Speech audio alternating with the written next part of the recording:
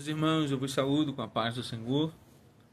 Alegria poder estar aqui mais uma vez, nesta feita trazendo a explicação do capítulo 10 da Epístola aos Hebreus. Sempre ressaltando, o intuito do vídeo é trazer uma explicação um pouco mais concisa, mais clara, sobre partes, versículos que possam trazer dúvidas ou algo mais polêmico, de difícil interpretação. Esse é o nosso papel aqui, poder ajudar vocês de alguma forma, contribuir para o aprendizado e o entendimento dos capítulos. Quem tem lido esta epístola conosco reparou que o começo do capítulo 10, pelo menos do versículo 1 até o versículo 18, nada mais é do que uma repetição com outras palavras, parafraseando, com outra aplicabilidade, mas o sentido do texto é o mesmo do capítulo anterior, capítulo 9. A epígrafe do capítulo 10, do versículo 1 ao 18, diz assim: os sacrifícios antigos eram humanos e transitórios. A expiação feita por Cristo é divina e permanente. Olha só a epígrafe do capítulo 9. Os ritos, ofertas, sacrifícios mosaicos eram imperfeitos e ineficazes. Mas o sacrifício de Cristo, a partir do versículo 11 do capítulo 9, o sacrifício de Cristo não se repete, é perfeito e eficaz. O sentido é o mesmo, as palavras colocadas são diferentes, mas a aplicabilidade, eu disse que tem outra aplicação, não, é a mesma aplicação, é o mesmo sentido, está falando sobre a mesma coisa, é uma espécie de repetição para frisar mesmo que o antigo sacrifício deveria ser deixado para trás, era ineficaz, era transitório, era passageiro, era uma sombra do que haveria de vir, que é com Cristo, né? O nosso sumo sacerdote e ao mesmo tempo Cordeiro que se entregou por toda a humanidade. Isso do capítulo 10, do 1 ao 18. A partir do 19, o caldo, como dizemos lá em Recife, começa a engrossar. O privilégio de acesso dos crentes à presença de Deus. Veja, a partir do versículo 19, ele está falando a respeito da parte muito boa que é termos acesso a Deus. Porque antigamente, na antiga aliança, melhor dizendo, os sumos sacerdotes poderiam entrar na presença de Deus, falo entre aspas, porque dava-se a entender que a presença de Deus só era acessível neste único dia, o dia da expiação. Uma vez por ano, o sumo sacerdote entrava no Santo dos Santos, que ali simbolizava de fato a presença de Deus. Por que nós devemos nos alegrar? Porque diz o escritor, através do sacrifício de Cristo, o seu sacrifício e depois da sua morte expiatória como um cordeiro e a sua ressurreição, ele passa a ser o nosso sumo sacerdote no céu. Dali, ele rasga o véu e é como se ele estivesse dizendo, olha, agora todos vocês podem entrar na presença de Deus. Do 19 ao 22 é falando disso aí. Olha, nós podemos nos achegar a Deus agora de uma forma mais intrépida, né? Mais ousada, pelo novo e vivo caminho feito por Cristo. Mas deixa algumas exigências. Não é porque foi aberto a todos que devemos entrar na presença de Deus de qualquer maneira. No versículo 22 diz assim: aproximemo-nos, porém, com um sincero coração, em plena certeza de fé, com a mente purificada da má consciência e lavado o corpo com água pura. Isso aqui está fazendo um paralelo com a purificação que o sumo sacerdote deveria fazer. Ele precisaria estar com a mente focada no sacrifício, seu corpo externo purificado, né, com a boa consciência, tendo sido perdoado, porque o primeiro sacrifício era por si, às 9 horas da manhã, e o segundo sacrifício, às 3 horas da tarde, era por todo o povo, porque antes de pedir pelo povo, ele teria que primeiro pedir por si. Ele colocava a mão sobre a ovelha, em sinal de transferência de pecado, correto? E assim, tanto era purificado, como todo o povo era passado de si os seus pecados. Mas hoje nós temos a oportunidade de entrar na presença de Deus. Não precisa matar nenhum cordeiro. O cordeiro imaculado e incontaminado já foi morto e devemos entrar com responsabilidade, mas lembrando da ousadia que Deus nos deu, né? Com responsabilidade, mas com ousadia, entrando no santo dos santos. Porque no capítulo 3 de João, Jesus deixa claro, olha, a salvação vem dos judeus, era neste monte em que deveriam adorar, mas a hora vem em que os verdadeiros adoradores adorarão ao Pai em espírito e em verdade, porque o Pai procura os tais que assim o adorem, deixando claro que a real vontade de Deus não é ter um resumo de adoração ali no templo, apenas os sacerdotes, né, da tribo de Levi, não. Isso foi uma sombra para que ficasse exemplificado. Era restrito, agora está aberto a todos a adoração. E aqui, nestes versículos posteriores, né, esses versículos seguintes, versículo 23 ao 25, abre aspas, há uma grande prova de que Deus é contra os desigrejados. Né? Tem gente que fala que não vai para a igreja porque a igreja está muito errada, que a igreja não é bíblica, como nos dias de Jesus ou nos dias dos apóstolos, e que as pessoas são muito fanfarrões, eles são mercenários e preocupam-se com dinheiro, então não vai ter o meu dízimo para usufruir. Tá, tudo bem. Esse é o argumento dos desigrejados. Não precisa ir para a igreja para estar em Cristo. Ok, isso é verdade. Mas olha o que diz no versículo 23, 24 e 25 de 10 dos Hebreus. Guardemos firme a confissão da esperança sem vacilar, porque quem fez a promessa é fiel, considerando-nos também uns aos outros para nos estimularmos no amor e as boas obras, não deixando a congregação como é costume de alguns, antes admoestando-nos uns aos outros, tanto mais quando estamos observando que está se aproximando o grande dia. Em outras palavras, o escritor aos Hebreus estava dizendo assim, este negócio de não congregar não cola. Permita-me essa forma pejorativa de falar, que não deve se deixar de congregar. Não tem explicação. Aí se você falar que a sua igreja ela não está seguindo os passos da Bíblia, de Jesus, você procura outra igreja. Ah, o seu pastor, eu não concordo com ele é um iníquo, é um apóstata, tá. Mude de pastor, mude de igreja, questione, se for uma igreja séria, esse seu pastor terá a sua vida julgada e, se for necessário, condenado e afastado. Entendeu? Aí tem gente que fala assim, na minha igreja não tem ninguém piedoso, não tem ninguém que faz a vontade de Deus, não tem ninguém que segue à risca a Bíblia. Ah, tá, e você é o alecrim dourado, melhor do que todo mundo, né? Que está acima da noiva do cordeiro. Não, não. Não tem base bíblica para deixar de congregar. Tem base bíblica para incentivar você a congregar aí aos cultos. E tem um porquê, tá aqui, para estimularmos uns aos outros nas boas obras, não é? Nas boas obras e no amor, ou seja, nós somos a média das 5 pessoas que mais somos próximos. Se você está próximo de gente que está congregando, que está santificando, que estimula os outros a amar um ao outro, a ser fiel a Deus, você vai ser a 6ª pessoa, não é?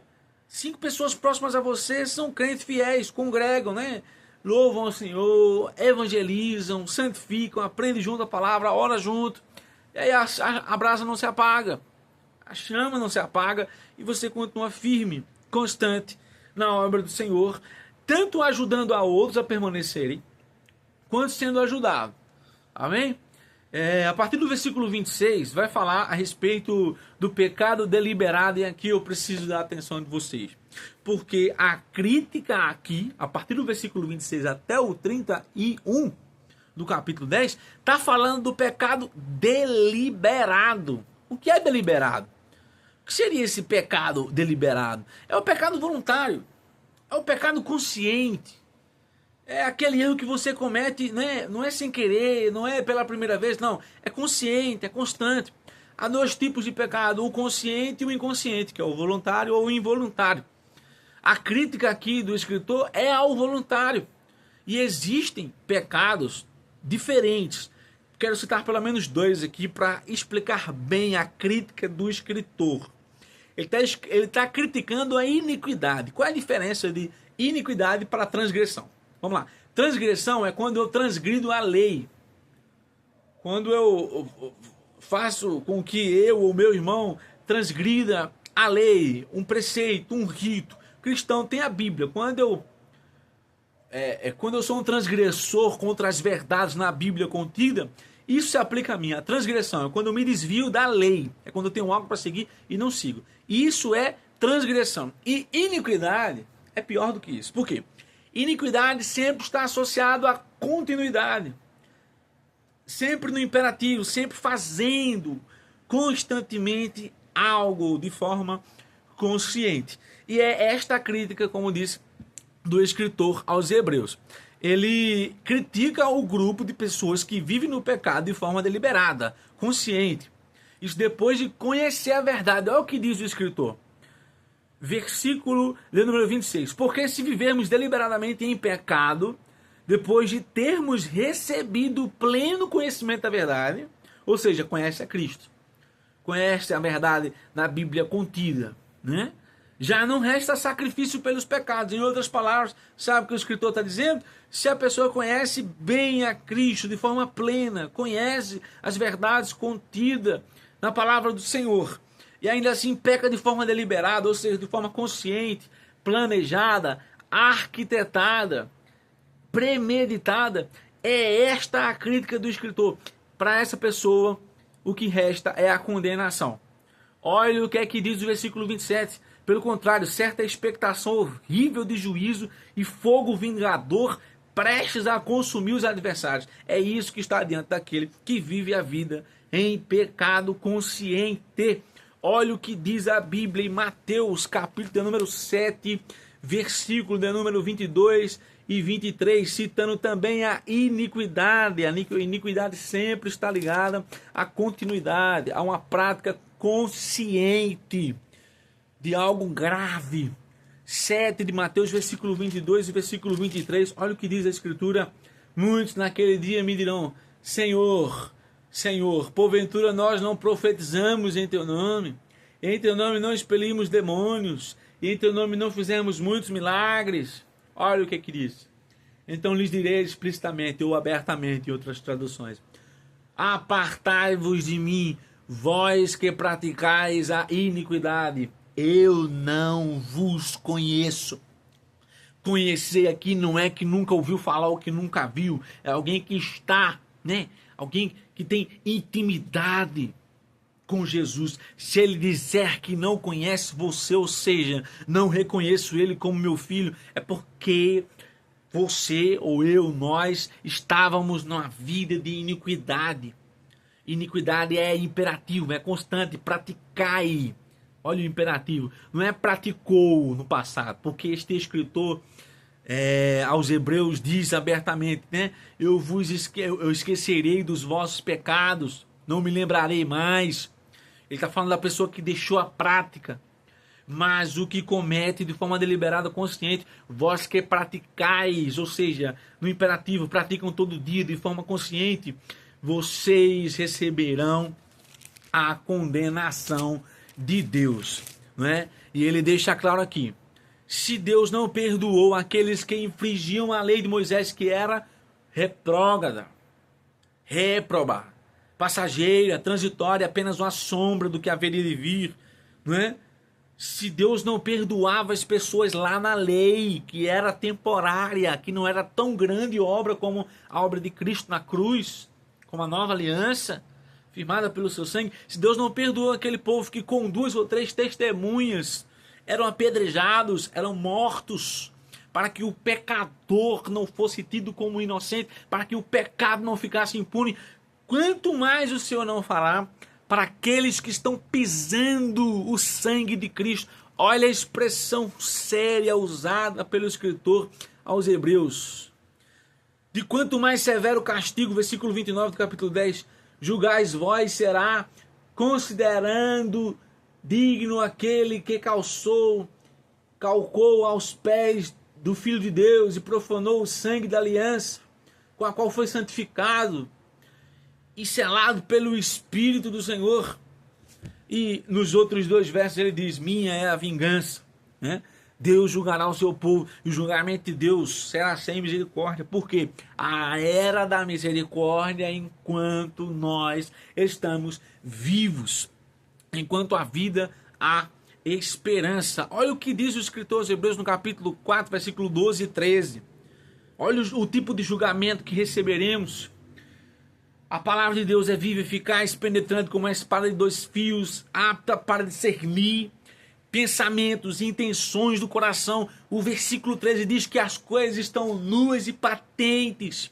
Está na palma da mão daquele a quem haveremos de, no último dia, darmos conta dos nossos atos, darmos conta das nossas omissões, que é os atos que deveríamos ter feito e não fizemos, e até a intenção do nosso coração. Então, coisa horrenda, finaliza este trecho do capítulo, diz: coisa horrenda é cair nas mãos do Deus vivo, porque ele julga até intenção do coração. E finaliza-se esse capítulo falando a respeito das coisas que deveriam lembrar os hebreus, que provavelmente, capítulo 12, versículo 4, fala assim, ó: ainda que não estão tendo que resistir ao sangue. Em outras palavras, não estavam perdendo a vida por amor a Cristo, mas provavelmente estavam enfrentando uma perseguição ferrenha, provavelmente estavam sendo açoitados, perseguidos, presos, tidos como a escória da sociedade, correto? Então o escritor faz menção: lembrai-vos, versículo 32, dos dias anteriores em que, depois de iluminados, sustentados grande luta e sofrimento. Está deixando claro aqui, ó, vocês precisam sustentar a fé que vocês professam, que vocês dizem ter, a confissão que vocês fizeram publicamente. Vocês precisam suportar como suportaram já. Mantenham firmes, calma. E ele diz nos versículos posteriores: ainda um pouco tempo, a tradução que fala poucochinho de tempo, o que há de vir virá e não tardará. E aqui quero frisar 2 coisas e finalizo com isso.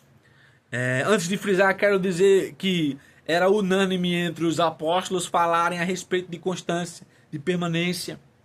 Acho que a tentação, não só naqueles dias, mas nos nossos dias também, não é aprendermos mais, não é sabermos mais, não é fazermos mais, mas permanecermos naquilo que aprendemos ou que estamos aprendendo desde o início. A constância é, de fato, frisado aqui, frisado por Paulo no capítulo 3 do versículo 14 da primeira carta a Timóteo, e frisado por Pedro também, frisado por Jesus. E ele até ora pelos discípulos dizendo: santifica-os na tua verdade, firme-os na tua verdade, a tua palavra é a verdade. Sempre falando de constância, de permanência, de firmeza. O segredo não é quem corre mais rápido, mas quem chega no fim de forma constante. Sejamos, então, constantes. Finalizo aqui com o penúltimo versículo que diz assim: o justo viverá da fé. Se ele retroceder, a minha alma não tem prazer nele. Se o justo, a pessoa salva, né, justificado por Cristo, se o justo, o salvo em Cristo, vive pela fé, então ele não vive de acordo com as circunstâncias externas. A perseguição era ferrenha naquela época. Em nossos dias, a perseguição é ideológica, né? Pode ser que não sejamos encarcerados, pelo menos aqui no Brasil, não. Pode ser que não sejamos presos, açoitados ou até mortos, porque professamos a fé em Cristo.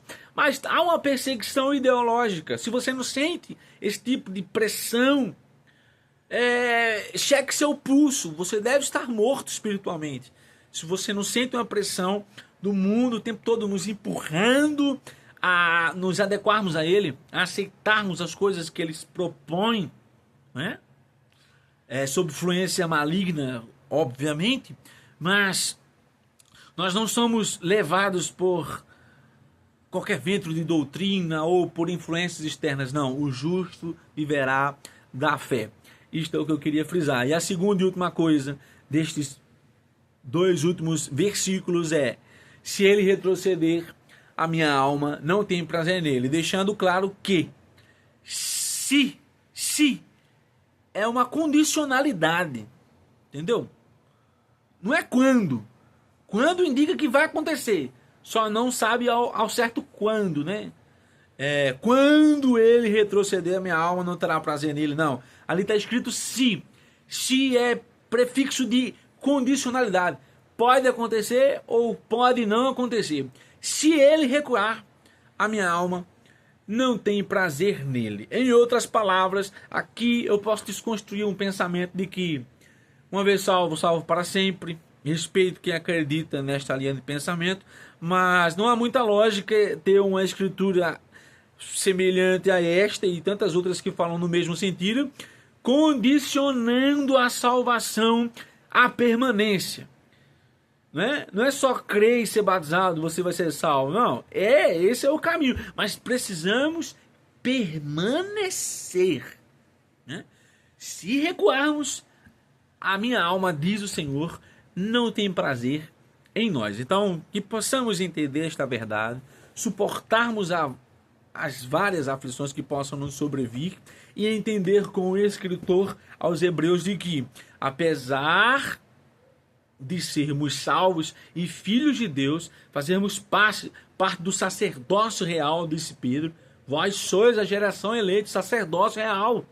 Ou seja, através de Cristo nós somos declarados não somente justos, mas dignos de adentrarmos ao Santo dos Santos, na presença de Deus, onde quer que estejamos. Apesar de todos estes privilégios, nós precisamos viver de acordo com o que dizemos acreditar. Até porque, se eu digo que sou alguém que professa uma fé específica, mas as minhas atitudes denotam o contrário, ou eu sou louco, ou eu sou mentiroso, ou eu nunca estive realmente pleno da minha salvação. Se eu tenho certeza do que Cristo fez por mim na cruz, eu tenho que demonstrar isso pelas minhas obras, porque a minha salvação não vem pelas obras. É mediante a fé em Cristo. Não vem de obras para que ninguém se glorie. Mas após salvo, disse o escritor Tiago na sua Epístola Universal, mostra-me as tuas obras, que eu te mostrarei a minha fé. Né?